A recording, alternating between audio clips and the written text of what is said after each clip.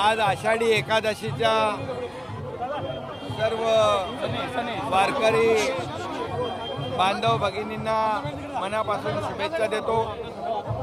आज महाराष्ट्रामध्ये आषाढी एकादशीचं एक भक्तिमय वातावरण निर्माण झालेलं आपण पाहतोय। पंढरपूरमध्ये देखील लाखो वारकरी आज पांडुरंगाच्या भक्तीमध्ये तल्लीन झालेले आपण पाहतोय। त्याचबरोबर सकाळीच मुंबईमध्ये वडाळा प्रति पंढरपूर इथंही देखील हजारो लाखो पांडुरंगाचे वारकरी दर्शनाला आले आणि आज इथं एक आगळा वेगळा वारीचा उपक्रम आयोजित केला बिर्ला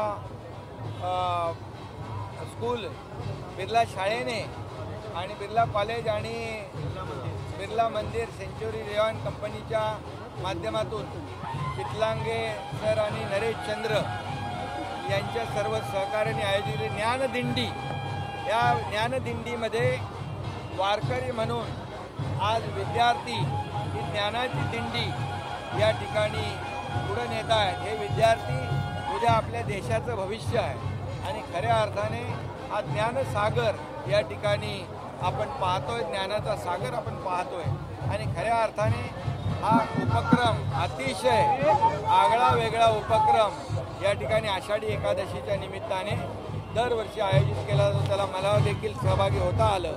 मी सगळ्यात वारकऱ्यांना आणि या ज्ञानदिंडीमध्ये सहभागी झालेल्या सर्व विद्यार्थ्यांना आषाढी एकादशीच्या खूप खूप शुभेच्छा देतो। पांडुरंगाला एवढंच साकडं घालतो, या महाराष्ट्रातला बळीराजा शेतकरी सुखी होऊ दे, चांगला पाऊस होऊ दे, पाऊस आज पडतोय, चांगलं पीक येऊ दे, बळीराजाला सुखी होऊ दे आणि माझ्या लाडक्या बहिणी, लाडके भाऊ, शेतकरी, वारकरी, महाराष्ट्रातल्या तमाम जनतेच्या जीवनामध्ये सुखाचे, समाधानाचे, आनंदाचे दिवस येऊ दे, हेच पांडुरंगाच्या चरणी प्रार्थना करतो। पुन्हा एकदा मी सगळ्यांना आषाढी एकादशीच्या खूप खूप शुभेच्छा देतो।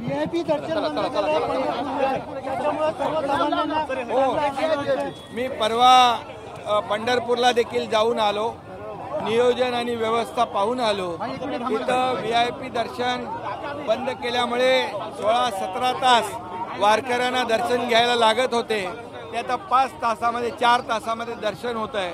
वारकरी खूप खुश आहेत। मी देखील पांडुरंगाचं दर्शन जे घेतलं ते रांग न थांबवता मुखदर्शन घेतलं आणि सर्व नियमांचं आमचे सर्व लोक पालन करतायत। खरं म्हणजे तिथला VIP हा वारकरी आहे, त्यामुळे वारकऱ्याला प्राधान्य देण्याचं काम त्या ठिकाणी मंदिर समिती आणि महाराष्ट्र सरकार करतंय। मी खूप खूप सगळ्यांना शुभेच्छा देतो। विरोधकांना काय